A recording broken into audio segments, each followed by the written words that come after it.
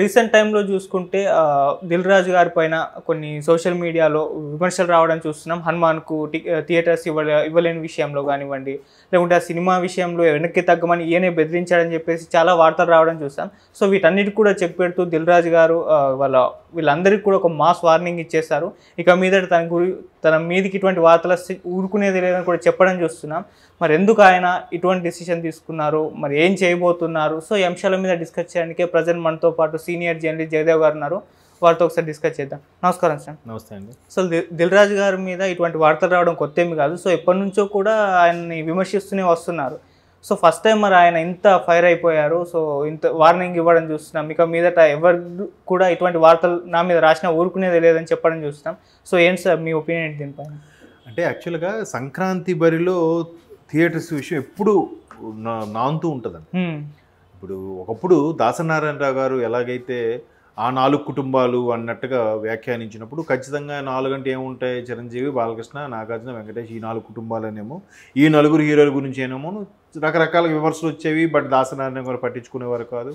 ఆయన ఇండస్ట్రీలో ఏ సమస్య వచ్చినా కూడా పిలిచి సెటిల్ చేసేవారు, అందరికీ కాంప్రమైజ్ చేసేవారు, కూర్చోబెట్టి మాట్లాడేవారు, సినిమా మధ్యలో ఆగిపోతే మళ్ళీ పునఃప్రారంభం చేసేవారు. రకరకాలుగా నిజంగా ఒక గాడ్ ఫాదర్ క్యారెక్టర్ చేశారు ఆయన.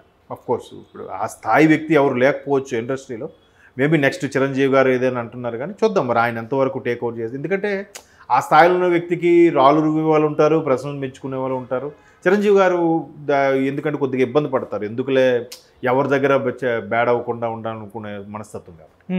సో అది వేరే స్టోరీ. అయితే ఇప్పుడు దిల్ రాజు గారు అనేసరికి థియేటర్స్ ఎక్కువగా ఈయనే మేనేజ్ చేస్తున్నారని, ఎక్కువగా అంటే డిస్ట్రిబ్యూటర్ రంగం నుంచి వచ్చిన వ్యక్తి తర్వాత హీరో అయ్యారు ప్రొడ్యూసర్ అయ్యారు దిల్ సినిమాతో. కాబట్టి ప్రతిసారి ఆయనే వార్తలు ఎక్కువను, ప్రొడ్యూస్ కౌన్సిల్లో కూడా యాక్టివ్ మెంబర్గా ఉండడము, అన్నిట్లో కూడా తానే సినిమాలు కూడా స్టోరీ లైన్ విని కొత్త వాళ్ళకి ఎంకరేజ్ చేయడము, అవకాశం ఇవ్వడం, ఇవన్నీ చేయడం వల్ల దిల్ రాజు గారి పేరు బాగా వినిపిస్తుంటుంది ఇండస్ట్రీలో. అంటే కొత్తగా ఎవరైనా పరిచయం అయినా కూడా వాళ్ళకి తీసుకొని హైప్ చేయడము, ఇవ్వడం. మన అక్కడికి సుకుమార్ లాంటి పెద్ద పెద్ద డైరెక్టర్లకు అవడానికి కారణం ఆయనే కదా. సో అందుకు ఒక రకమైన ఎక్కువగా ఆయన పేరు వినిపించడం, ఈయనే అన్నీ చేస్తున్నాడు, ఈయన అన్ని థియేటర్లు చేస్తున్నాడు. ఆయనకి మాత్రం సినిమా డబ్బులు వద్దా, సినిమాలు ఆడాలని ఉండదా? మొన్న ఒక ప్రెస్ మీట్లో కూడా ఇలాగే మాట్లాడారు. స్టేజ్ మీద జర్నలిస్టులు అందరూ ఎక్కి కూర్చుంటే ఏంటి వాళ్ళు విమర్శన, ఇప్పుడు క్రిటిక్స్ కూడా సింపుల్గా రాసేస్తారండి, ఇది ఇక్కడ ఇలా తీయాల్సింది, ఇక్కడ వచ్చి తీయండి అయ్యా, తీయగలరా? అదే కదా ఇప్పుడు నేనింతే సినిమా పూరి జగన్నాథ్ గారు అదే చెప్పారు. ఆయన ఇప్పుడు వాడేదో ఎక్కడో యూఎస్లో ఎక్కడో ఉంటాడు, వాడు సింపుల్గా ఎంత రేటింగ్ ఇది రాసేస్తాడు, ఎలా తెలుస్తుంది అంటే దీనికి ఒక ఎగ్జాంపుల్ చెప్తాను. ఒకసారి సీతారామ శాస్త్రి గారు హరీష్ శంకర్ డైరెక్టర్ గారితో ఒక మాట అన్నారంట. ఈయన ఒక పాట రాస్తే సీతారామ శాస్త్రి గారు, గురుగారు ఈ పాట బాగాలేదు సార్ అన్నాడంట. వెంటనే సీతారామ శాస్త్రి గారు దాన్ని చెక్ పెట్టి, నాయన నువ్వు బాగాలేదు అంటున్నావు, నీకు నచ్చలేదని చెప్పు, బాగాలేదని జనరలైజ్ చేసి ఎలా చెప్తావు, అది నీ ఒక్కడి అభిప్రాయంగా చెప్పు, జనరలైజ్ చేసి చెప్పకు అని చెప్పారట. అని హరీష్ శంకర్ గారు ఒకసారి ఏదో స్టేజ్ మీద కూడా మాట్లాడారు. కరెక్ట్, మంచి స్టేట్మెంట్.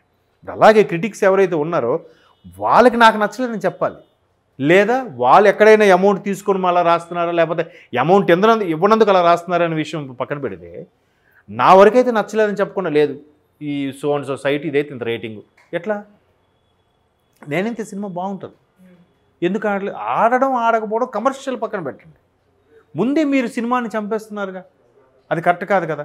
సో ఇలాంటి సందర్భాల్లో దిల్ రాజు గారు చాలా వరకు చెక్ పెట్టడం లాంటి ట్రై చేయడం చేశారు. కాబట్టి మేబీ ఆయన సెంటర్ చేస్తున్నారేమో. ఆయన కూడా మొన్న ఒక మీడియా సమావేశంలో అదే మాట్లాడాడు. ఆయన ఏమన్నాడు, నిజంగా నేను ఒక బౌండరీ స్క్రిప్ట్ తీసుకొచ్చి పెడతా, దీంట్లో ఏది బాగుంటుంది, దేనికి ఇది సినిమా తీస్తే దీనికి 4.5 ఇవ్వచ్చు, లేదా దీనికి 3.5 ఇవ్వచ్చు అని నాకు డిసైడ్ చేసేవ్వండి, అప్పుడు నేను సినిమా తీస్తానని చెప్పారు. ఎవరు మాట్లాడలేపారు. అప్పటికి ఒక ఆయన, అంటే మేమేం మాట్లాడపోయాము అని వీగిపోకుండా, మేము వీగిపోయామని చెప్పకుండా చెయ్యొచ్చు అని చెప్పి మళ్ళీ వెంటనే ఏదో కవర్ చేసి మాట్లాడు ఒక మీడియా మిత్రుడు. ఎవరు చెప్పలేరండి. Nobody can do that. Success ఫార్మ్లో తెలిసిపోతే ఇంకెందుకు అందరిలాగా ఉంటారు? ప్రతి ఒక్కటి సక్సెస్ ఫార్మ్లోకి వెళ్ళిపోతాడు కదా. కాదు, ఆ పర్టికులర్ పరిస్థితులు, ప్రభావాలు వాటి బట్టి కూడా ఉంటుంది, అది చెప్పలేము. ఇప్పుడు జగదేగుడి అద్దోక్సిందరి సినిమా ఆ టైంకి మొత్తం ఉప్పెనలో ఏదో వరద తుఫాను బీభత్సం ఉంది గోదావరి జిల్లాలో. ఇంకా చూస్తే సోషో ఫాంటసీ మూవీ అప్పట్లో నా చిన్నతనంలో బాగా కథలుగా చెప్పుకునేవారు. ఇంకా అయిపోయింది, రాఘవేంద్ర సీన్ అయిపోయింది, చిరంజీవి సీన్ అయిపోయింది కూడా అనుకున్నారట. ఈ అమ్మాయి దీనికి శ్రీదేవి గారిని తెచ్చారా బాబు, ఇట్లా ఊర్లో ఎలా మాట్లాడుకుంటారు, దీనమ్మ అన్నట్టు మాట్లాడుకుంటారు. అంటే పదజాలం వాడొచ్చో లేదు, ఎట్లా పెట్టారు, అయినా కష్టం రా అన్నారు.